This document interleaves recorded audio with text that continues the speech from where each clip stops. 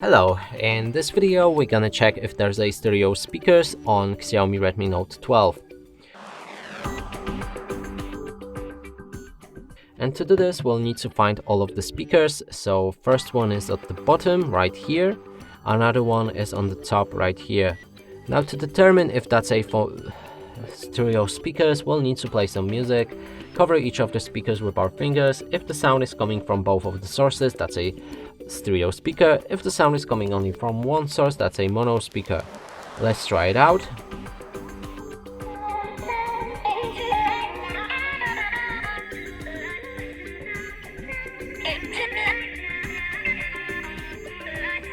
So clearly sound is coming only from a bottom speaker, and a phone call speaker doesn't work with any other sounds than phone calls.